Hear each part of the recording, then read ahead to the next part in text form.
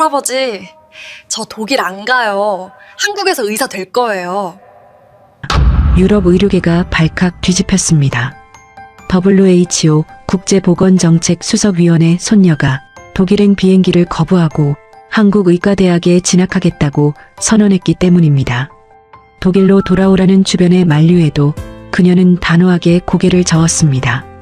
더 충격적인 건 따로 있었습니다. 이 소녀의 할아버지 마르쿠스 위원은 불과 1년 전까지만 해도 한국 의료를 아시아 특유의 과장이라며 공개적으로 비웃던 인물이었습니다. 유럽 최고 병원 3곳이 생존율 13%를 선고하며 포기한 손녀. 미국마저 거절한 시한부 환자. 하지만 한국은 이 소녀의 심장을 컴퓨터 안에 그대로 만들어냈습니다. 가상의 장기 위에서 수술 경로를 먼저 찾아낸 겁니다. 유럽이 불가능이라 선언한 그 병을 한국은 어떻게 치료한 걸까요? 전 세계가 경악한 한국의 치밀한 심장 설계도의 실체를 지금 공개합니다. 이어질 이야기가 궁금하시다면 구독과 좋아요로 함께 해주세요. 여러분의 응원이 저에게는 큰 힘이 됩니다. 안녕하세요. 제 이름은 마르쿠스 벨트하임입니다. 스위스 제네바에 본부를 둔 세계보건기구 WHO 국제보건정책수석위원으로 25년을 일해왔습니다. 전 세계 147개국의 의료 시스템을 평가하고 등급을 매기는 일을 해온 사람이죠. 솔직히 말씀드리겠습니다. 저는 유럽 의학의 우월성을 한 번도 의심해 본 적이 없는 인간이었습니다. 2025년 3월 제네바 WHO 본부 7층 대회의실이었습니다. 분기별 국제보건평가회의가 열리고 있었어요. 23개국 대표단이 둥근 테이블에 앉아 각국의 의료 효율성 지표를 검토하는 자리였죠. 그날 의제 중 하나가 아시아 의료 시스템의 재평가였습니다. 영국 대표가 발언했습니다. 한국 데이터를 보셨습니까? 응급 대응 시간, 중증 환자 생존율, 의료 접근성 지수, 세 항목 모두 유럽 평균을 넘어섰습니다. 회의실이 잠시 조용해졌습니다. 프랑스 측 위원이 안경을 고쳤으며 끼어들었죠. 저 수치가 말이 됩니까? 인구 5천만짜리 작은 나라를 유럽과 비교하다니요. 저는 속으로 비웃으며 고개를 끄덕였습니다. 맞는 말이었습니다. 애초에 비교 대상이 아닌 겁니다. 우리가 100년에 걸쳐 쌓아 올린 시스템을 반세기 만에 따라잡았다고요. 그런 일은 일어나지 않습니다. 한마디로 한국 의료를 동등한 상대로 본 적이 단 한 번도 없었습니다. 그날 오후 4시쯤이었습니다. 회의 자료를 정리하고 있는데 휴대폰이 울렸습니다. 며느리 카트린이었죠. 카트린은 5년 전 교통사고로 아들을 잃은 뒤 손녀 소피와 함께 제 집에서 살고 있었습니다. 아들을 먼저 보낸 이후로 소피는 제가 키운 거나 다름없었어요. 딸이라고 해도 틀리지 않을 만큼 각별한 아이였습니다. 아버님, 소피가 카트린의 목소리가 떨리고 있었습니다. 왜 그러나? 무슨 일이야? 소피가 학교에서 쓰러졌어요. 지금 구급차가 오고 있는데 의식이 없어요. 심장이 멈추는 줄 알았습니다. 25년간 전 세계 의료 시스템을 평가해 온 저였지만 제 손녀가 쓰러졌다는 한마디 앞에서는 아무것도 아니었습니다. 급히 공항으로 달려가 베를린행 비행기를 탔습니다. 제네바에서 베를린까지 1시간 반. 평생 그렇게 긴 1시간 반은 없었어요. 좌석 팔걸이를 쥔 손이 축축했고 창밖 구름은 눈에 들어오지 않았습니다. 병원에 도착하니 소피는 이미 중환자실에 들어간 뒤였습니다. 카트린이 복도 의자에 앉아 울고 있었어요. 의사가 나와서 설명했습니다. 다발성 장기염증 증후군 의심입니다. 심장, 폐, 신장에 동시에 염증 반응이 나타나고 있어요. 원인은 뭡니까? 아직 모릅니다. 혈액 검사 결과를 기다려야 합니다. 저는 유리창 너머로 소피를 봤습니다. 19살 아이가 온몸에 관을 꽂은 채 누워 있었어요. 얼굴이 하얗게 질려 있었고 기계음만 규칙적으로 울리고 있었죠. 여러분, 저는 그 순간까지도 몰랐습니다. 이 아이의 병이 제 인생을 송두리째 바꿔놓을 줄은요. 그리고 제가 그토록 무시했던 그 나라가 이 아이의 유일한 희망이 될 줄은요. 이틀 뒤 검사 결과가 나왔습니다. 담당의 슈테판 교수가 저를 따로 불렀어요. 그의 표정이 어두웠습니다. 벨트하임 씨, 솔직하게 말씀드리겠습니다. 그가 모니터를 가리켰습니다. 심장 기능 수치가 정상의 34%까지 떨어져 있었어요. 폐 기능은 41%, 신장 여과율은 28%였습니다. 세 장기가 동시에 무너지고 있었던 거죠.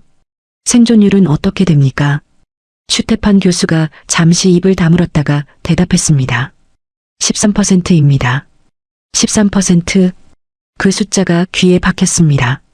100명 중 87명은 죽는다는 뜻이었습니다. 의자에서 일어설 수가 없었어요. 전 세계 의료 데이터를 다루며 수천 개의 생존율 수치를 검토해 왔지만 그 숫자가 제 손녀의 것이 되는 순간 세상이 달라 보였습니다. 복도로 나오니 카트린이 기다리고 있었습니다. 아버님, 뭐라고 하셨어요?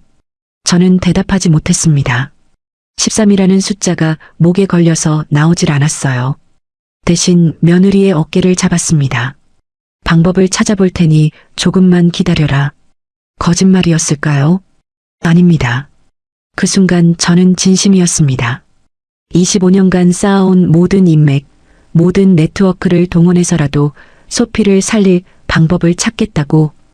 WHO 수석위원이라는 직함이 쓸모가 있다면 바로 지금이어야 한다고. 저는 그렇게 다짐했습니다. 그런데 여러분, 제가 아직 몰랐던 게 있었어요. 유럽 의학의 벽이 얼마나 두꺼운지를요.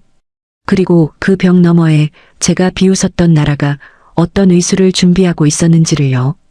저는 그날 밤부터 전화기를 놓지 못했습니다. WHO 수석위원이라는 직함이 가진 무게를 25년 만에 처음으로 시험대에 올려놓은 거죠. 새벽 2시에 독일 샤리테 병원 원장에게 직접 연락했습니다. 10년 넘게 학회에서 얼굴을 맞대온 사이였어요. 그런데 돌아온 대답은 냉정했습니다. 다발성 장기 염증이 동시 진행된 사례가 유럽 전체에서 연간 30건이 채 안 되는데 치료 실패 시 병원 평가 지표에 반영되기 때문에 받을 수 없다는 거였습니다. 여러분, 이 일을 어떻게 하면 좋을까요? 제가 만든 평가 체계가 제 손녀의 입원을 거부하는 근거로 돌아온 겁니다. 의료 효율성이라는 이름 아래 환자를 숫자로 걸러내는 시스템. 그걸 설계한 사람이 바로 저였으니까요. 다음 날 미국 메이오 클리닉에 자료를 보냈습니다. WHO 공식 채널까지 동원해서 긴급 검토를 요청했죠. 이틀 뒤 답신이 왔는데 매일 본문이 세 줄이었어요. 현 시점에서 수용 가능한 프로토콜이 없으며 성공률 지표 관리 기준상 고위험 케이스 수용이 어렵다는 내용이었습니다. 19살 아이의 목숨을 병원 성적표로 재단하겠다는 소리였죠. 여러분, 병원이라는 곳이 원래 어떤 곳인지 아시죠? 아픈 사람을 고치는 곳 아니었습니까? 그런데 유럽과 미국의 최고 병원들은 고칠 수 있는 환자만 골라받고 있었습니다. 실패할 것 같으면 문을 닫아버리는 거예요. 영국 킹스 칼리지, 프랑스 피티에 살페트리에르, 캐나다 토론토 종합병원. 오랜 세월 쌓아온 인맥을 전부 소진했습니다. 돌아오는 대답은 전부 같았어요. 유감이지만 현재로서는 어렵다는 한 줄. 세계 최고라는 병원들이 줄줄이 고개를 돌리는 광경을 저는 일주일 동안 지켜봐야 했습니다. 그 사이 소피의 상태는 하루가 다르게 나빠지고 있었습니다. 심장 기능이 30% 아래로 떨어졌고 투석을 시작해야 한다는 통보가 왔어요. 담당의 슈테판 교수가 다시 저를 불러 현실적인 이야기를 꺼냈습니다. 장기 이식이 아니면 6개월 이상 버티기 어렵다는 거였어요. 심장 이식 대기 기간이 평균 14개월인데 소피는 심장뿐 아니라 폐와 신장까지 세 곳 모두 문제였습니다. 14개월을 기다릴 시간 자체가 없다는 뜻이었죠. 병실에 들어가니 소피가 눈을 감고 있었습니다. 얼굴에 픽이라곤 없었고 팔에 꽂힌 수액줄이 3개, 모니터에서 심박수가 느리게 깜빡이고 있었어요. 제가 손을 잡자 아이가 눈을 살짝 떴습니다. 할아버지. 그 한마디를 간신히 내뱉고는 다시 눈을 감았어요. 입꼬리를 올려 웃으려는 듯 했지만 그마저도 힘이 붙이는 표정이었습니다. 저는 복도로 나와 벽에 등을 기댔습니다. 평생 전 세계 의료 시스템을 평가하며 숫자와 등급으로 세상을 재단해 온 사람이었습니다. 그런데 정작 제 손녀 하나 살릴 병원을 찾지 못하고 있었어요. 그때 담당 간호사가 다가왔습니다. 교대 시간이 지났는데도 남아서 소피의 상태를 체크하던 젊은 간호사였어요. 그녀가 조심스럽게 입을 열었습니다. 자기 사촌이 서울에서 간호사로 일하고 있는데 한국 병원에서 최근 희귀질환 치료에 놀라운 성과를 내고 있다는 이야기를 들었다고요. 평소 같았으면 귓등으로도 안 들었을 겁니다. 한국, 아시아 의료. 제 머릿속에서 그건 유럽이 만든 시스템을 복제해 쓰는 수준이었으니까요. 그런데 그 순간 방금 전 소피의 얼굴이 떠올랐습니다. 할아버지라는 한마디를 겨우 내뱉던 그 창백한 얼굴이요. 그날 밤 저는 호텔로 돌아가지 않았습니다. 병원 로비 소파에 앉아 노트북을 열었어요. 검색창에 한국 정밀의료라고 쳤습니다. 긴 세월 유럽과 미국 데이터만 들여다보던 제가 처음으로 아시아 쪽 의료 논문을 클릭한 순간이었습니다. 화면에 뜬 데이터들이 이상했습니다. 중증 환자 치료 성공률, 응급 대응 시간, AI 진단 정확도, 숫자 하나하나가 유럽 평균을 넘어서고 있었어요. 회의실에서 동료들과 함께 통계 조작이라고 비웃던 바로 그 수치들이었죠. 그런데 출처를 확인하니 국제학술지에 정식 게재된 피어 리뷰 논문들이었습니다. 조작이 아니었어요. 특히 눈에 들어온 건 디지털 트윈이라는 기술이었습니다. 환자의 장기를 컴퓨터 안에 3D로 그대로 구현해서 수술 전에 먼저 시뮬레이션을 돌린다는 거였어요. 심장 수술 분야에서 한국이 이 기술을 임상에 적용하기 시작했다는 논문이 2024년에 나와 있었습니다. 새벽 4시 저는 노트북을 덮으며 한 가지를 인정해야 했습니다. 유럽은 소피를 포기했고 제가 무시했던 나라에 답이 있을 수도 있다는 것을요. 하지만 인정하는 것과 실행하는 건 완전히 다른 문제 아니겠습니까? WHO 수석위원이 아시아 병원에 손녀를 데려갔다는 소문이 퍼지면 유럽 의료계에서 제 입지는 끝나는 겁니다. 25년 커리어가 한 번의 선택으로 무너질 수 있었어요. 저는 소피의 병실 앞으로 다시 걸어갔습니다. 유리창 너머로 아이의 심박수가 느리게 깜빡이고 있었어요. 체면이냐 손녀냐. 그 선택지를 저울에 올려놓는 것 자체가 부끄러운 일이었습니다. 다음 날 아침 며느리 카트린에게 말했습니다. 서울행 비행기를 알아보라고. 카트린이 놀란 눈으로 저를 봤지만 저는 한마디만 덧붙였습니다. 편도로 2장, 돌아올 날짜는 정하지 마. 돌아올 수 있을지, 돌아올 때 소피가 함께일지 아무것도 확실하지 않았으니까요. 확실한 건 하나뿐이었습니다. 여기서 죽음을 기다리느니 제가 비웃던 그 나라에 가서 무릎을 꿇는 편이 낫다는 것. 할아버지의 자존심보다 손녀의 심장 박동이 더 중요하다는 것. 그것만은 분명했습니다. 인천공항에 내리자마자 현실이 달라졌습니다. 12시간의 비행 동안 소피는 3번이나 산소 마스크를 써야 했어요. 기내 승무원이 휴대용 산소통을 가져다 줬고 저는 그때마다 심장이 쪼그라드는 기분이었습니다. 비행기 안에서 무슨 일이 생기면 어쩌나, 한국에 도착해서 거절당하면 어쩌나, 그런 생각뿐이었죠. 여러분, 해외에서 아픈 가족을 데리고 낯선 나라로 간다는 게 어떤 기분인지 상상이 되십니까? 언어도 모르고 아는 사람도 없고 그 나라 병원이 진짜 실력이 있는지조차 확신할 수 없는 상태에서 죽어가는 손녀를 데리고 지구 반대편으로 날아간 겁니다. 입국 심사대 앞에서 소피가 휠체어에 앉은 채 고개를 떨궜습니다. 의식은 있었지만 스스로 걸을 힘이 없었어요. 심사관이 여권을 봤더니 소피를 한번 보고 빠르게 도장을 찍어줬습니다. 그리고 짧게 말하더군요. 빨리 병원 가세요. 한국어였지만 뜻은 알 수 있었습니다. 그 한마디가 뜻밖의 따뜻하게 느껴졌어요. 공항을 나서자 미리 연락해둔 병원 측 차량이 대기하고 있었습니다.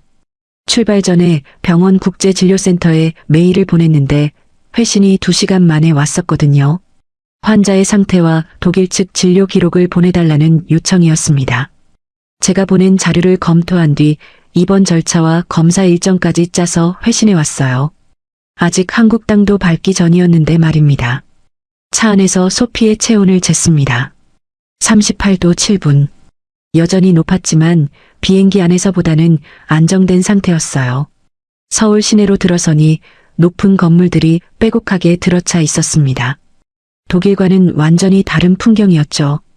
그런데 묘하게 에너지가 느껴지는 도시였습니다. 뭐라 설명하기 어렵지만 뭔가 살아 움직이는 느낌이랄까요? 병원에 도착한 건 오후 3시쯤이었습니다. 여기서부터 제가 충격을 받기 시작했어요. 응급실 입구가 아니라 국제진료센터 전용 출입구로 안내받았습니다. 문을 열고 들어서는 순간 독일어가 들렸어요. 안녕하세요, 벨트하임 씨. 기다리고 있었습니다. 독일어를 하는 코디네이터였습니다. 국제진료센터 소속이라고 했어요.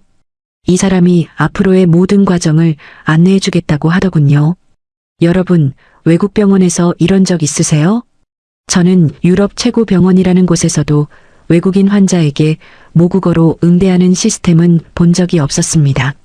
독일 샤리테 병원에 아랍 환자가 오면 통역을 따로 불러야 했고 그마저도 예약이 필요했어요. 그런데 한국 병원은 환자가 도착하기 전에 이미 해당 언어 담당자를 배치해 놓은 겁니다. 코디네이터가 태블릿을 보여줬습니다. 화면에 소피의 이름과 기본 정보가 이미 입력되어 있었어요. 제가 메일로 보낸 독일 측 진료 기록도 번역이 완료된 상태였습니다. 오늘 입원 수속을 마치고 내일 아침부터 검사를 시작할 예정입니다. 검사 항목은 혈액 검사 22개 항목, 영상 검사 5종, 조직 검사까지 이미 잡혀 있었어요. 잠깐만요. 제가 말을 끊었습니다. 우리가 도착한 지 30분도 안 됐는데 이게 다 준비되어 있다는 겁니까? 박서연 씨가 미소를 지었습니다. 벨트하임 씨가 보내주신 자료를 담당 교수님 팀에서 이틀 전부터 검토했습니다. 국제환자 프로토콜에 따라 도착 전에 모든 준비를 마치는 게 저희 원칙이에요. 저는 입을 다물 수 없었습니다. 이게 정말 제가 아시아 특유의 과장이라고 비웃던 그 나라의 의료 시스템이란 말입니까? 소피를 병실로 옮기는 동안에도 놀라움은 계속됐습니다. 병실에 들어서니 창밖으로 서울 시내가 내려다 보였어요.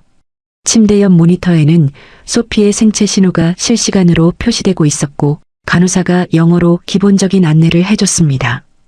호출 버튼 위치, 식사 시간, 회진 일정까지 체계적으로 설명하더군요. 그런데 제가 진짜 놀란 건 시설이 아니었습니다. 사람이었어요. 간호사가 소피의 이불을 덮어주면서 자연스럽게 손등을 만졌습니다.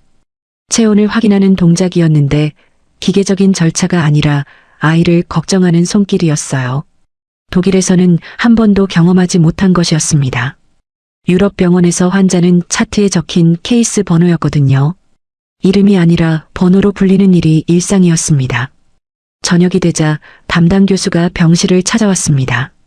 면역내과 소속의 젊은 의사였어요. 흰 가운에 청진기를 걸고 태블릿을 든 전형적인 의사의 모습이었지만 인상이 부드러웠습니다. 놀라운 건 그가 독일어로 인사를 건넨 거예요. 완벽한 발음은 아니었지만 환자 가족을 배려하려는 노력이 느껴졌습니다. 담당 교수가 소피의 독일 측 검사 결과를 꼼꼼히 검토하며 설명했습니다. 독일에서 진행한 검사 항목을 하나씩 짚으면서 어떤 부분이 불충분했고 어떤 추가 검사가 필요한지를 조목조목 짚어냈어요. 특히 심장과 폐, 심장의 염증 패턴이 일반적인 자가 면역 질환과 다르다는 점을 지적했습니다. 유럽 의료진 3곳이 놓친 부분을 도착 첫날에 잡아낸 거였죠. 내일 오전에 협진 회의가 있습니다. 면역내과, 심장내과, 신장내과, 감염내과 4개 과가 함께 소피 양의 케이스를 검토할 겁니다. 협진이요. 4개 과가 동시에. 저는 놀라움을 감추지 못했습니다. 유럽에서는 한 과에서 진료하다가 필요하면 다른 과에 의뢰하는 순차적 방식이었거든요. 그런데 한국은 처음부터 여러 과가 동시에 달라붙는 겁니다. 접근 방식 자체가 달랐어요. 담당 교수가 나간 뒤 저는 한동안 멍하니 앉아 있었습니다. 도착한 지 반나절도 안 된 시간이었어요. 그런데 이미 독일에서 경험한 것보다 더 많은 일이 벌어졌습니다. 모국어 코디네이터, 사전 준비된 검사 일정, 다과 협진 시스템, 그리고 환자를 번호가 아닌 이름으로 부르는 간호사들. 제가 오랜 세월 평가해온 전 세계 의료 시스템 중 이런 곳은 없었습니다. 아니, 솔직히 말하면 이런 게 가능하다는 걸 상상조차 해본 적 없었어요. 창밖을 보니 서울의 야경이 펼쳐지고 있었습니다. 수만 개의 불빛이 반짝이는 도시. 이 도시가 제 손녀를 살려줄 수 있을까요? 아직 확신은 없었습니다. 하지만 한 가지는 분명했어요. 여기 사람들은 포기하지 않을 것 같다는 느낌. 유럽에서는 한 번도 받아본 적 없는 그 느낌이 저를 감싸고 있었습니다. 소피가 잠든 뒤 저는 병실 소파에 앉아 노트북을 열었습니다. WHO 동료에게 보낼 메일을 쓰다가 멈췄어요. 뭐라고 써야 할지 몰랐거든요. 한국 의료가 생각보다 낫다고. 아니, 그 정도가 아니라 완전히 다른 차원이라고. 아직 치료도 시작하지 않았는데 벌써 이런 생각이 드는 게 스스로도 당황스러웠습니다. 메일을 저장만 하고 닫았습니다. 아직 보낼 때가 아니었어요. 하지만 한 가지는 확실했습니다. 내일부터 시작될 검사와 치료 과정에서 제가 알던 의학 상식이 완전히 뒤집힐 수도 있겠다는 예감. 그 예감이 두렵기도 했지만 동시에 손녀를 살릴 수 있다는 희망이 처음으로 가슴 한쪽에 자리를 잡기 시작했습니다. 다음 날 아침 협진 회의에 참관하겠다는 뜻을 전했더니 담당 교수가 흔쾌히 수락했습니다. 여러분, 저는 WHO에서 각국 병원의 회의 시스템을 평가해 왔어요. 유럽 최고 병원들의 케이스 컨퍼런스에도 수십 번 참석했습니다. 그런 제가 이날 한국 병원의 협진 회의실에 들어서는 순간 입을 다물 수 없었습니다. 회의실에 12명의 의료진이 모여 있었어요. 면역내과, 심장내과, 신장내과, 감염내과, 영상의학과, 그리고 낯선 직함을 단 젊은이가 한 명 있었습니다. 의료인공지능 연구팀 소속이라고 했어요. 의사가 아니라 공학자였죠. 대형 스크린에 소피의 검사 결과가 떠 있었습니다. 혈액 검사 22개 항목, 심장 초음파, 폐기능 검사, 신장 조직 검사 결과가 한 화면에 정리되어 있었어요. 독일에서 진행한 검사를 한국은 하루 만에 끝낸 겁니다. 담당 교수가 발표를 시작했습니다. 소피 양의 다장기 염증은 일반적인 자가 면역 질환 패턴과 다릅니다. 심장, 폐, 신장의 염증이 동시에 진행되지만 각 장기의 염증 지표가 서로 다른 주기로 변동하고 있어요. 여기서부터 토론이 시작됐는데 유럽과 완전히 달랐습니다. 독일 병원에서는 선임 교수가 의견을 내면 후배 의사들이 따르는 구조였어요. 위계 질서가 뚜렷하죠. 그런데 한국은 달랐습니다. 심장내과 전공의가 손을 들고 반론을 제기했어요. 심장내과 교수가 그 의견을 받아서 또 다른 가설을 내놓았고 감염내과 쪽에서 다시 질문을 던졌습니다. 누구도 상대의 직급을 의식하지 않았어요. 오로지 환자를 살릴 방법에만 집중하고 있었습니다. 이게 말이 됩니까? 그동안 전 세계 병원을 돌아다녔지만 이런 수평적인 의료 토론은 처음 봤습니다. 토론이 30분쯤 이어졌을 때 인공지능 연구팀의 젊은 공학자가 발언을 요청했습니다. 이 사람이 노트북을 열자 스크린에 새로운 화면이 떴어요. 저는 그 순간을 평생 잊지 못할 겁니다. 화면에 소피의 심장이 나타났습니다. 3D로 구현된 가상의 심장이었어요. 소피의 CT 영상 데이터와 심전도 기록, 혈류 정보를 토대로 컴퓨터 안에 소피의 심장을 그대로 재현해 놓은 겁니다. 심장이 뛰고 있었어요. 실제 소피의 심박수에 맞춰 가상 심장도 똑같은 리듬으로 수축과 이완을 반복하고 있었습니다. 여러분 상상이 되십니까? 사람의 심장을 컴퓨터 안에 만들어 넣었습니다. 그것도 환자의 실제 데이터를 반영해서 진짜 심장처럼 작동하게 만든 겁니다. 공학자가 설명을 이었습니다. 이것은 메디컬 트윈 기술입니다. 소피 양의 심장 혈관 구조를 3D로 모델링하고 실시간 생체 데이터를 연동시켜 가상 장기를 구현했습니다. 이 가상 심장 위에서 다양한 치료 시나리오를 시뮬레이션할 수 있어요. 그가 마우스를 움직이자 가상심장의 특정 부위가 붉게 변했습니다. 염증이 집중된 영역이었어요. 독일에서는 이 부위를 정확히 찾지 못했습니다. CT 영상만으로는 위치를 특정하기 어려웠거든요. 하지만 한국의 시스템은 혈류 데이터와 염증 지표를 3D 모델 위에 겹쳐놓음으로써 정확한 위치를 시각적으로 보여준 겁니다. 담당 교수가 화면을 가리키며 말했습니다. 여기 보이시죠? 심장 좌심실 후벽의 미세혈관에 염증이 집중되어 있습니다. 이 패턴은 일반적인 심근염과 다릅니다. 혈관염성 다장기 염증 증후군에 가까워요. 순간 회의실이 조용해졌습니다. 혈관염성 다장기 염증 증후군. 유럽 최고 병원이 다발성 장기 염증이라는 모호한 진단에 머물렀던 것을 한국은 이틀 만에 정확한 병명을 특정해낸 겁니다. 저는 가만히 앉아 있을 수 없었어요. 이 기술이 정말 정확한 겁니까? 가상 모델로 진단을 내려도 되는 겁니까? 담당 교수가 차분하게 대답했습니다. 가상 모델은 도구일 뿐입니다. 최종 진단과 치료 결정은 의료진이 합니다. 다만 이 도구가 우리 눈이 놓치는 것을 보여주는 거죠. 현명한 대답이었습니다.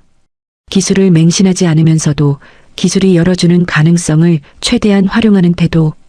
유럽에서는 기술과 의사가 대립하는 구도로 논쟁이 벌어지곤 했는데 한국은 그 둘을 자연스럽게 결합시키고 있었어요.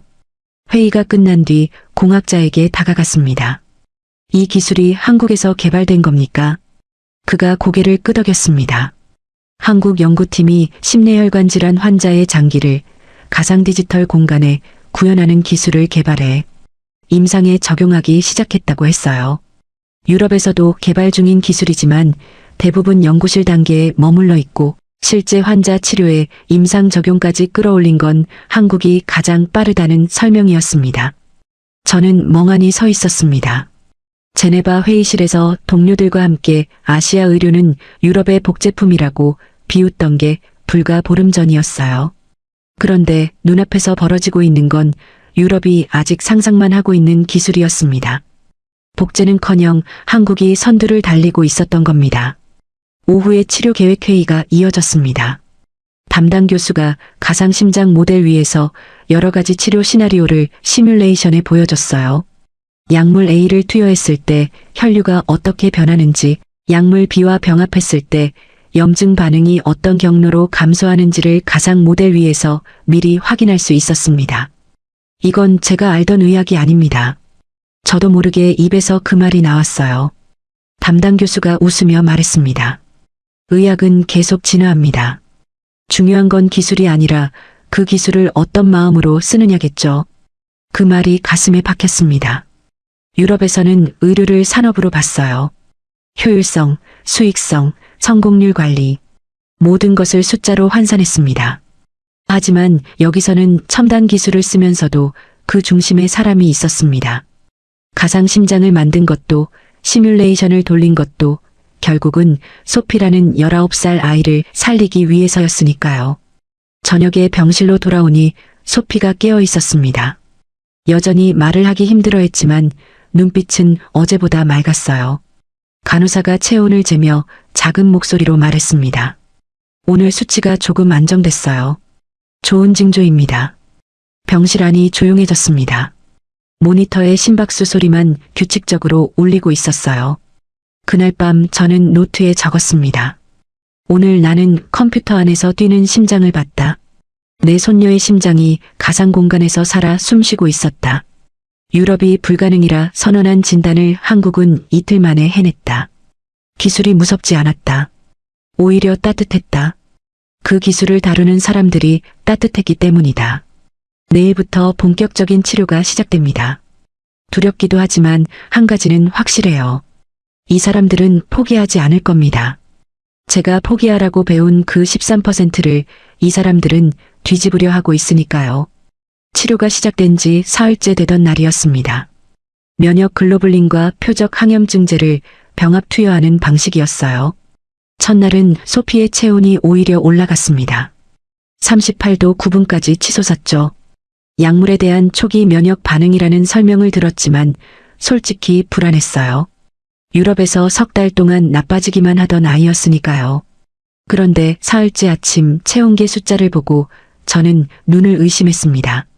37도 3분. 한국에 온 이후 처음으로 정상에 가까운 수치였어요. 담당 교수가 회진을 왔을 때 그도 고개를 끄덕이며 말했습니다.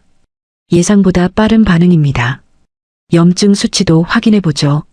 혈액 검사 결과가 나왔는데 이것도 놀라웠습니다. CRP 수치가 입원 당시 64에서 19로 떨어졌어요. 나흘 만에 이 정도 감소는 드문 경우라고 했습니다. 숫자가 주는 안도감이 이렇게 클 줄은 몰랐어요. 유럽에서는 올라가기만 하던 수치가 한국에서는 극적으로 꺾이고 있었으니까요. 하지만 여러분, 제가 이 병원에서 가장 오래 기억에 남을 장면은 검사 수치가 아닙니다. 수술실도 아니고 첨단 장비도 아니에요. 복도에서, 병실에서, 식당에서 마주친 사람들의 손길이었습니다. 치료 나흘째 아침이었어요. 간호사 한 명이 병실로 들어왔습니다. 26살쯤 되어 보이는 젊은 간호사였어요. 이 사람이 소피의 체온을 재고 수액을 교체하는 건 일상적인 절차였습니다. 그런데 그 다음에 한 행동이 저를 멈추게 했어요. 담당 간호사가 소피의 침대 시트를 정리하면서 베개 높이를 살짝 조절했습니다.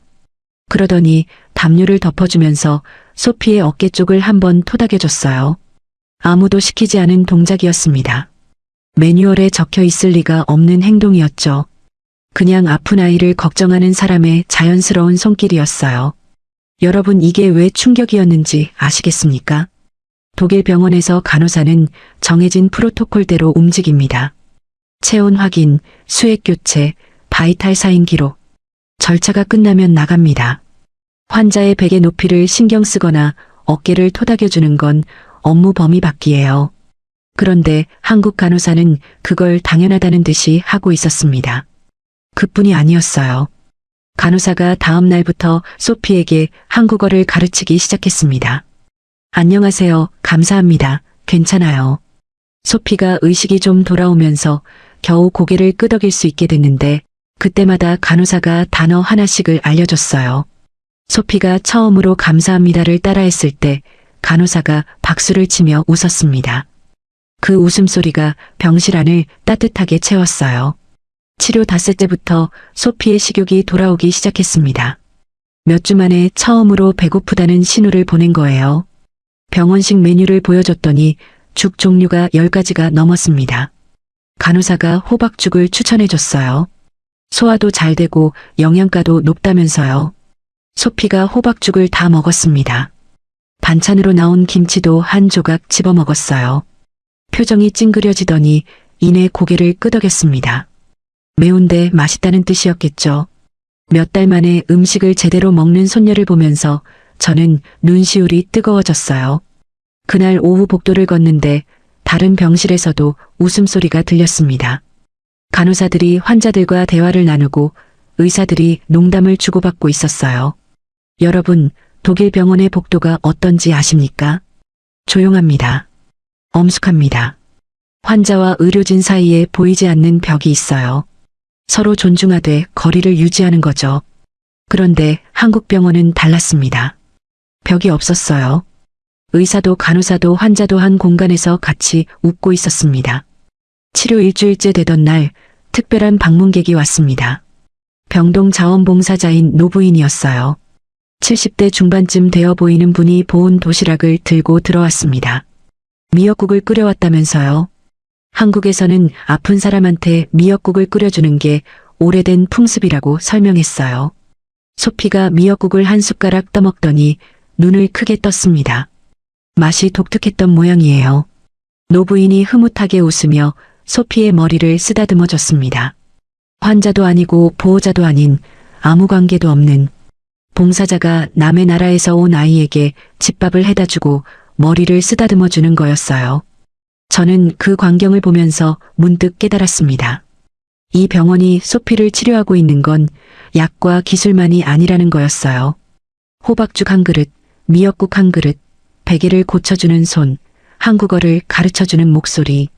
이런 것들이 약물과 함께 소피의 몸을 고치고 있었습니다. 유럽에서는 이걸 뭐라고 부를까요? 감성 케어, 환자 경험 관리, 멋진 용어들이 있죠. 하지만 한국에서는 그런 이름조차 필요 없었어요. 그냥 당연히 하는 거였으니까요. 누가 시켜서도 아니고 평가 점수에 반영되어서도 아니고 그냥 아픈 사람 앞에서 사람이 할 도리를 하는 거였습니다.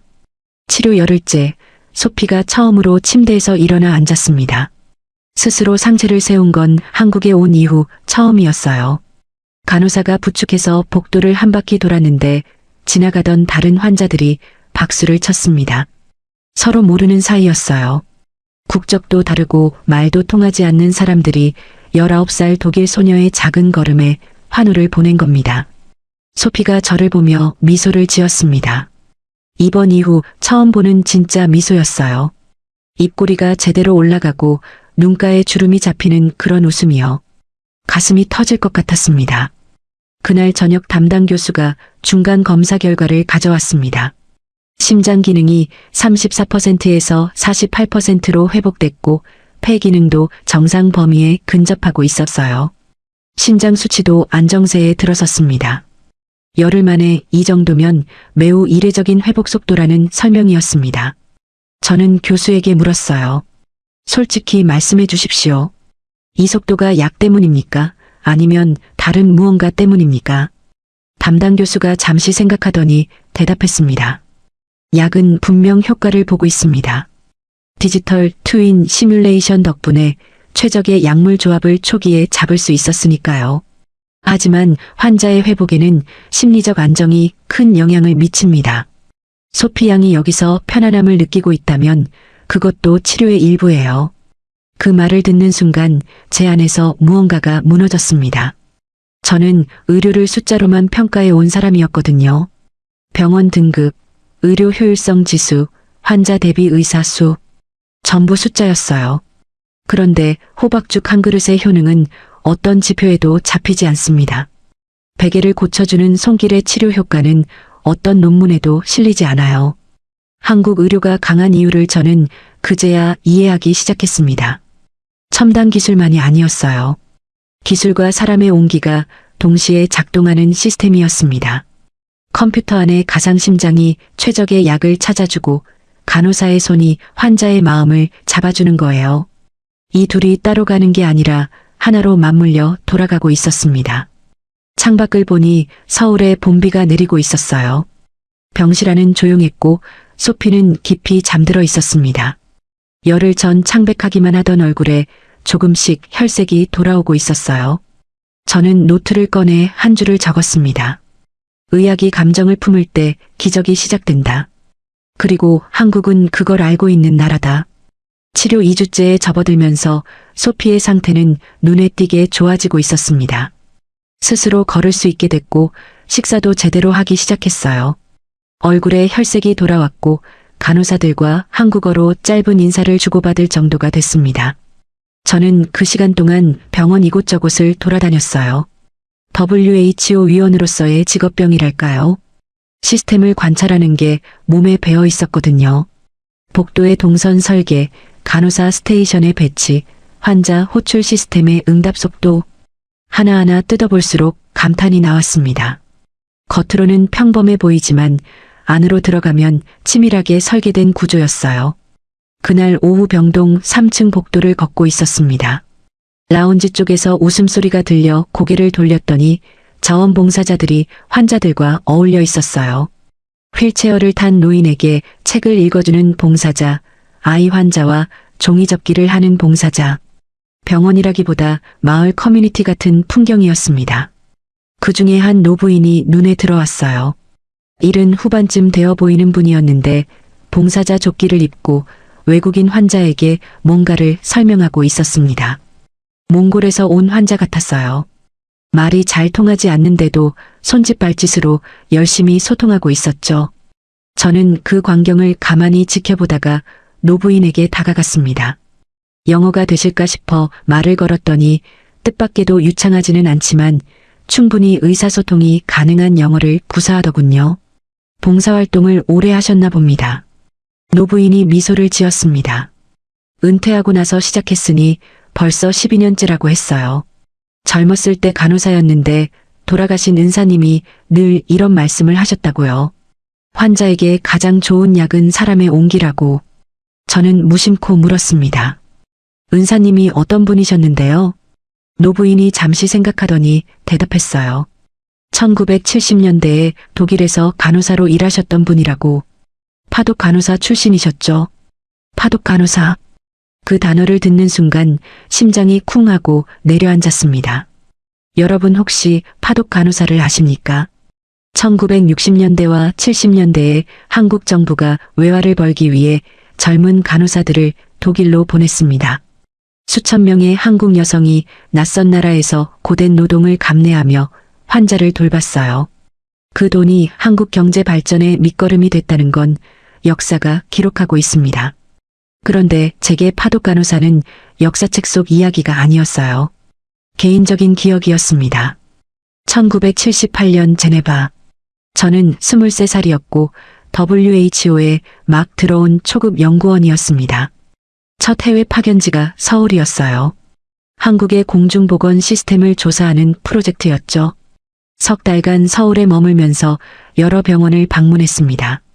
그때 한 대학병원에서 만난 분이 계셨어요. 간호학과 교수님이셨는데 독일에서 돌아와 후학을 양성하고 계셨죠. 저는 그분에게 한국 간호 시스템에 대한 인터뷰를 요청했고 흔쾌히 응해주셨습니다. 인터뷰가 끝난 뒤 교수님이 연구실에서 차를 내려주셨어요. 저는 23살짜리 외국인 연구원에 불과했는데 그분은 저를 귀한 손님처럼 대해주셨습니다. 한국의 의료가 어디로 가야 하는지, 독일에서 무엇을 배워왔는지를 열정적으로 이야기하셨어요. 헤어질 때 그분이 말씀하셨습니다. 언젠가 한국 의료가 세계적인 수준에 도달하는 날이 올 거예요. 그때 다시 오세요. 저는 예의상 고개를 끄덕였지만 솔직히 믿지 않았습니다. 1978년에 한국은 개발도상국이었으니까요. 유럽 수준의 의료라는 건 상상하기 어려웠어요. 그런데 지금 제가 서 있는 이 병원이 바로 그 약속의 증거 아니겠습니까? 노부인에게 조심스럽게 물었습니다. 혹시 그 교수님이 지금도 살아계십니까? 4년 전에 돌아가셨어요. 노부인의 표정이 잠시 어두워졌습니다. 하지만 선생님의 제자들이 전국 병원에서 일하고 있어요. 저도 그 중 한 명이고요. 저는 한 발짝 뒤로 물러섰습니다. 47년 전에 차 한 잔을 내려주시던 그분의 제자가 지금 이 병원에서 봉사활동을 하고 있다니. 그리고 그분의 가르침이 지금 제 손녀를 돌보는 간호사들에게까지 이어져 있다니. 그때 노부인이 뜻밖의 말을 했어요. 선생님이 생전에 가끔 하시던 이야기가 있어요. 젊은 시절 서울에 온 독일 청년이 있었는데 한국 의료의 미래를 물어봤다고. 그 청년에게 언젠가 다시 오라고 했다고요. 저는 숨이 멎는 것 같았습니다. 혹시 그 청년이 WHO 연구원이었습니까? 노부인이 놀란 눈으로 저를 봤어요. 어떻게 아세요? 그 청년이 접니다. 잠시 침묵이 흘렀습니다. 노부인의 눈에 눈물이 고이더니 두 손으로 제 손을 잡았어요. 세상에 이런 인연이. 선생님이 하늘에서 보고 계실 거예요. 저도 눈물을 참을 수 없었습니다. 47년 전 서울에서 받은 차 한 잔의 온기가 이렇게 돌아올 줄은 몰랐어요. 그분은 세상을 떠나셨지만 정신은 제자들을 통해 살아있었습니다. 그 제자가 지금 이 병원에서 환자의 온기가 되어주고 있었어요. 한국은 한 사람의 친절을 개인의 추억으로 묻어두지 않는 나라였습니다. 스승에서 제자로, 제자에서 또 그 다음 세대로. 의료 정신이라는 것이 교과서가 아니라 사람을 통해 전해지고 있었어요. 매뉴얼로 가르칠 수 없는 것, 평가 지표에 잡히지 않는 것, 하지만 환자의 생사를 가르는 것. 그게 바로 이 나라 의료의 진짜 경쟁력이었습니다. 병실로 돌아오니 소피가 스케치북에 뭔가를 그리고 있었어요. 뭘 그리니? 제가 물었습니다. 여기서 만난 사람들이요. 잊고 싶지 않아서. 그림 속에는 담당 주치의, 간호사, 미역국을 가져다 준 봉사자, 그리고 제 얼굴이 있었습니다. 병실의 작은 공간에 모여 있는 사람들. 독일과 한국, 과거와 현재가 만난 풍경이었죠. 그날 밤 저는 파독 간호사 출신 간호학 교수들을 검색했습니다. 한국어 기사를 번역기로 돌려가며 읽었어요. 1960년대 독일로 건너간 간호사들, 귀국 후 교수가 된 분들, 평생을 후학 양성에 바친 교육자들, 그 기사들 속에서 한 줄이 눈에 들어왔습니다. 파독 간호사 출신 교수들이 공통적으로 강조했다는 철학이었어요. 환자를 숫자로 보지 마라. 한 사람 한 사람이 누군가의 전부다. 저는 노트북 화면을 오래 바라봤습니다. 그 문장이 바로 이 병원이 하고 있는 일의 본질이었어요. 소피는 유럽에서 케이스 번호였습니다. 13%라는 숫자에 갇힌 환자였어요. 하지만 한국에서 소피는 한 사람이었습니다. 누군가의 전부인 19살 소녀였어요. 47년 전 그분이 내려주신 차 한 잔. 그것이 씨앗이 되어 지금 이 병원의 모든 곳에서 자라고 있었습니다. 저는 그제야 깨달았어요. 한국 의료의 뿌리가 어디에 있는지를. 치료를 시작한 지 한 달이 지났습니다. 담당 교수가 최종 검사 결과를 들고 병실로 들어왔어요. 그의 표정이 평소와 달랐습니다. 입꼬리가 올라가 있었어요. 벨트하임 씨, 공식적으로 말씀드리겠습니다. 소피 양은 관의 상태에 들어섰습니다. 관해, 의학 용어로 질병의 증상이 사라지고 정상에 가까운 상태로 돌아왔다는 뜻입니다. 심장 기능은 58%까지 회복됐고 폐와 신장 수치도 정상 범위 안에 들어왔어요. CRP는 0.8, 정상인 수준이었습니다. 저는 그 숫자들을 하나씩 확인하면서 손이 떨렸습니다. 13%라는 생존율을 선고받았던 아이가 한 달 만에 정상으로 돌아온 겁니다. 유럽 최고 병원 3곳이 포기한 환자를 한국이 살려낸 거였어요. 소피가 침대에서 일어나 앉았습니다. 한 달 전과는 완전히 다른 모습이었어요. 얼굴에 혈색이 돌았고 눈빛이 살아있었습니다. 할아버지, 나 정말 나은 거예요. 한 달 만에 처음으로 완전한 문장을 또렷하게 말한 거였어요. 저는 대답 대신 손녀를 안았습니다. 그동안 감정보다 이성을 앞세우며 살아온 사람이었는데 그 순간만큼은 어쩔 수 없었어요. 담당 교수가 조용히 나가면서 말했습니다. 퇴원은 일주일 뒤에 가능합니다. 그동안 회복 관리 프로그램을 진행할게요. 문이 닫히고 병실에 둘만 남자 소피가 제 손을 잡았습니다. 할아버지, 나 여기서 의사가 되고 싶어요. 갑작스러운 말이었지만 아이의 눈은 진지했어요. 이 사람들처럼 포기하지 않는 의사가 되고 싶다고. 저는 아무 말도 하지 못했습니다. 19살 아이가 죽음의 문턱에서 돌아와 처음으로 꺼낸 꿈이 의사라니. 그것도 한국에서. 한 달 전만 해도 상상조차 할 수 없던 이야기였습니다. 그날 저녁 저는 병원 옥상에 올라갔어요. 한강 위로 석양이 번지고 있었습니다. 붉은 빛이 수면 위에서 흔들리고 있었어요. 이 도시에 처음 왔을 때는 낯설기만 했는데 한 달이 지난 지금은 이상하게 정이 들었습니다. 주머니에서 휴대폰을 꺼냈어요. 통화 목록을 스크롤하다가 제네바 본부 번호에서 손이 멈췄습니다. 한 달간 한 통도 걸지 않았던 번호였어요. 동료들에게 뭐라고 해야 할지 몰랐으니까요. 한국 의료가 생각보다 낫더라. 그 정도로는 부족했습니다. 생각보다 낫다는 수준이 아니었으니까요. 저는 전화를 걸었습니다. 신호가 3번 울리고 WHO 국제보건정책국장 하일리히가 받았어요. 마르쿠스? 한 달 만이군. 어디 있나? 서울에 있습니다. 잠시 침묵이 흘렀어요. 하일리히가 놀란 기색이 역력했습니다. 저는 단도직입적으로 말했습니다. 하일리히, 우리가 틀렸습니다. 뭐가 틀렸다는 건가? 한국 의료에 대한 평가 전부 다요. 통계 조작이라고 했죠. 아시아 특유의 과장이라고 비웃었죠. 전부 틀렸습니다. 직접 와서 보지 않으면 모릅니다. 전화기 너머로 하일리히가 당혹해하는 기색이 느껴졌어요. WHO 수석위원이 전화로 이런 말을 하는 건 전례가 없는 일이었으니까요. 저는 소피의 치료 과정을 설명했습니다.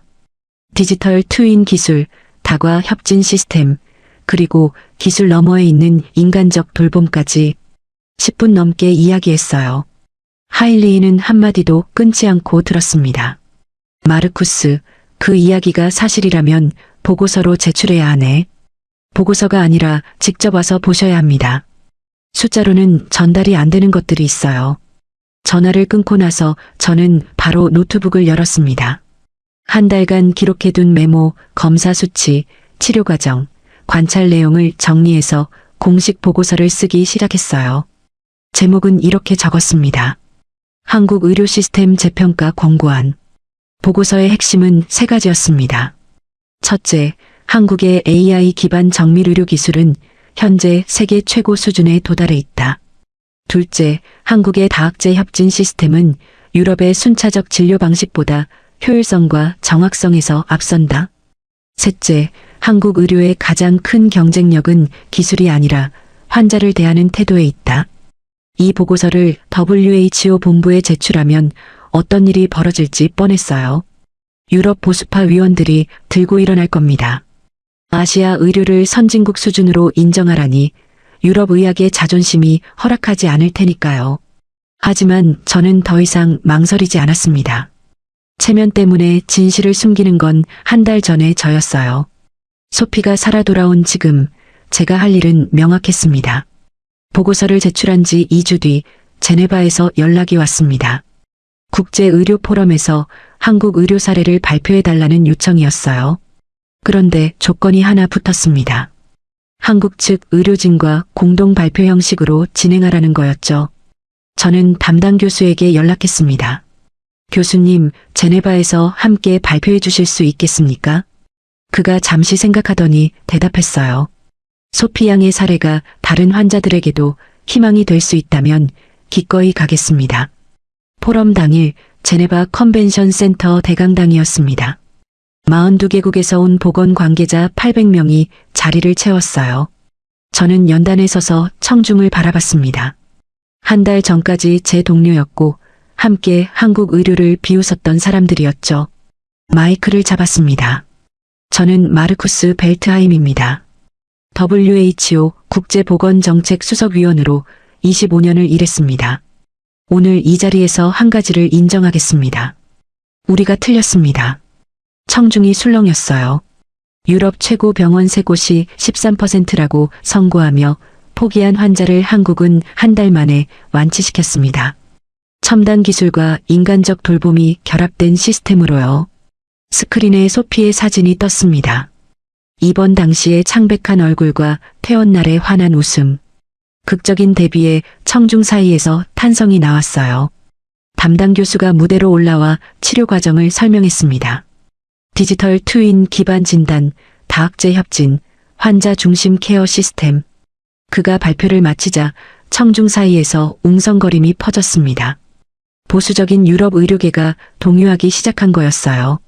그때 독일 대표위원이 손을 들었습니다. 벨트하임 위원, 한 가지 사례로 전체를 판단하는 건 성급하지 않습니까? 예상했던 반발이었어요. 저는 태블릿을 들어보였습니다. 한 가지 사례가 아닙니다. 한국의 중증 환자 치료 성공률, 의료 접근성 지수, 환자 만족도 모든 항목에서 유럽 평균을 상회하고 있습니다. 이 데이터를 우리가 회의실에서 통계 조작이라고 비웃었죠. 저도 그중 한 명이었습니다. 회의장이 조용해졌어요. 하지만 제 손녀가 살아 돌아온 지금 숫자가 거짓이 아니라는 걸 저는 제 목숨보다 소중한 존재로 증명받았습니다. 그 순간 프랑스 대표가 일어섰습니다. 벨트하임 위원의 용기에 경의를 표합니다. 우리가 아시아 의료에 대해 편견을 가지고 있었다는 건 저도 인정합니다. 하나둘 동조하는 목소리가 나오기 시작했어요. 영국 대표가 고개를 끄덕였고 캐나다 측에서도 한국과의 의료 협력을 검토하겠다는 발언이 나왔습니다. 담당 교수와 제가 나란히 서서 박수를 받았습니다. 독일과 한국, 서양과 동양의 의사가 같은 무대에 선 장면. 플래시가 터지고 기자들이 몰려왔어요. 포럼이 끝난 뒤 담당 교수와 커피를 마셨습니다. 교수님, 오늘 발표 잘 봤습니다. 그런데 긴장하지 않으셨어요? 담당 교수가 웃으며 대답했어요. 긴장했죠. 하지만 소피 양 생각을 하니까 담대해지더군요. 우리가 한 일을 부끄러워할 이유가 없으니까요. 그 말이 맞았습니다. 부끄러워해야 할 쪽은 한국이 아니라 우리였어요. 숫자에만 갇혀서 진짜 의료가 뭔지를 잊고 있던 우리 쪽이었습니다. 저녁에 호텔방에서 소피에게 영상 통화를 걸었어요. 서울병원에서 회복 프로그램을 마무리하고 있는 손녀가 화면에 나타났습니다. 얼굴이 환했어요. 할아버지, 오늘 발표 잘하셨어요. 인터넷으로 봤어요. 봤구나. 할아버지가 무대에서 우리가 틀렸다고 하는 거 보고 울었어요. 할아버지 멋있었어요. 저는 웃으면서도 코끝이 시큰했습니다. 한 달 전 죽음의 문턱에 있던 아이가 할아버지 멋있다고 말하고 있었으니까요. 이게 기적이 아니면 뭐가 기적이겠습니까? 그날 밤 저는 보고서 마지막 페이지에 한 줄을 추가했습니다. 의료의 본질은 데이터가 아니라 생명에 대한 태도다. 한국은 그것을 증명한 나라다. 이 보고서가 WHO의 공식 입장이 되기까지는 시간이 걸릴 겁니다. 하지만 첫 발은 내디뎠어요. 오랜 시간 동안 닫혀있던 문이 열리기 시작한 겁니다. 1년이 지났습니다. 저는 다시 서울에 와 있어요. 인천공항에 내리는 순간 1년 전의 기억이 밀려왔습니다. 죽어가는 손녀를 안고 편도 티켓 2장을 쥐고 내렸던 그날. 지금 같은 공항인데 공기가 전혀 다르게 느껴졌습니다. 이번 방문 목적은 2가지였어요. 하나는 벨트하임 한국국제의료협력재단 출범식 참석이었고 다른 하나는 소피를 만나는 것이었습니다. 재단 이야기를 먼저 하겠습니다. 제네바 포럼 발표 이후 반응이 예상보다 훨씬 컸어요. 프랑스, 영국, 캐나다에서 한국 의료 시스템 벤치마킹 요청이 쏟아졌고 중동과 동남아시아 국가들도 협력 의사를 밝혀왔습니다. 저는 이 흐름을 일회성 관심으로 끝내고 싶지 않았어요. 그래서 제 개인 자산과 WHO 네트워크를 동원해 재단을 만들었습니다. 목적은 단순했어요. 자국에서 치료를 포기당한 중증 환자들을 한국 의료진과 연결해주는 것. 첫 해 목표는 30명이었는데 설립 발표만 했을 뿐인데 이미 12개국에서 47건의 의뢰가 들어왔습니다. 출범식은 병원 대강당에서 열렸어요. 한국 의료진, 재단 관계자, 각국 보건당국 대표들이 모였습니다.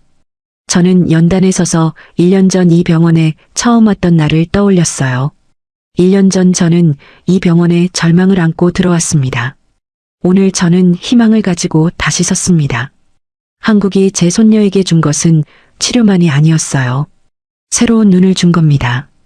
의료를 바라보는 완전히 다른 시선을요. 담당 교수도 무대에 올라왔습니다. 1년 사이에 그는 국제의료계에서 주목받는 인물이 됐어요. 여러 나라에서 강연 요청이 쏟아지고 있었지만 여전히 병원에서 환자를 보고 있었습니다. 우리가 한 일은 특별한 게 아닙니다. 포기하지 않은 것뿐이에요. 담당 교수의 말은 짧았지만 강당을 가득 채웠습니다. 출범식이 끝나고 저는 소피를 만나러 갔어요. 1년 전 병실이 있던 층을 지나 대학 캠퍼스로 향했습니다. 소피는 한국의과대학 예과 1학년에 재학 중이었어요. 독일 대학을 자퇴하고 한국에서 처음부터 다시 시작한 겁니다. 카페에서 만난 손녀는 완전히 달라져 있었습니다. 창백하던 얼굴은 건강한 빛을 띠고 있었고 한국어가 놀라울 정도로 유창해져 있었어요. 한국인 친구들과 어울려 웃고 떠드는 모습이 자연스러웠습니다. 할아버지, 어제 해부학 시험 봤어요. 소피가 커피를 마시며 말했습니다. 어려웠는데 재밌었어요. 의대 공부가 재밌다는 20살. 1년 전 체온계 숫자에 매달리며 하루하루를 버티던 아이가 맞는지 의심스러울 정도였습니다. 후회 없어. 독일로 돌아가고 싶지 않고. 소피가 고개를 저었어요. 여기가 제 자리예요. 저를 살린 나라에서 의사가 되는 게 제가 할 수 있는 가장 큰 보답이니까요. 저는 손녀의 얼굴을 바라봤습니다. 1년 전 병실 유리창 너머로 봤던 그 창백한 얼굴이 겹쳐 보였어요. 그때는 이 아이가 웃는 모습을 다시 볼 수 있을지조차 확신하지 못했는데 말이죠. 소피를 만나고 나서 병원 옥상에 올라갔습니다. 1년 전에도 이 자리에서 서울 야경을 봤었죠. 한강이 석양에 물들어 황금빛으로 반짝이고 있었어요. 담당 교수가 옆에 와서 섰습니다. 소피 양 잘 지내고 있죠? 한국어가 저보다 나을 정도입니다. 담당 교수가 웃었어요. 좋은 의사가 될 거예요. 확신합니다. 저는 한강을 바라보며 생각했습니다. 47년 전 23살에 제가 처음 서울에 왔을 때 파독 간호사 출신 교수님이 말씀하셨죠. 언젠가 한국 의료가 세계적인 수준에 도달하는 날이 올 거라고. 그때 다시 오라고. 47년이 걸렸습니다. 하지만 그분의 예언은 맞았어요. 아니, 예언이라는 말로는 부족합니다. 그분과 그분의 제자들이 직접 만들어낸 현실이었으니까요. 지금까지 시청해주셔서 감사합니다. 우리는 늘 당연하게 여겼지만 누군가에게는 기적이 되는 곳 바로 우리나라 의료의 모습이었습니다. 한 사람을 끝까지 포기하지 않는 마음, 그것이 진짜 힘 아닐까요? 여러분은 우리나라 의료를 어떻게 생각하시나요? 댓글에 여러분의 생각을 적어주세요. 다음에도 울림을 주는 이야기로 다시 찾아오겠습니다. 구독해주시면 더 빠르게 만나보실 수 있어요. 해외 감동 오픈이었습니다.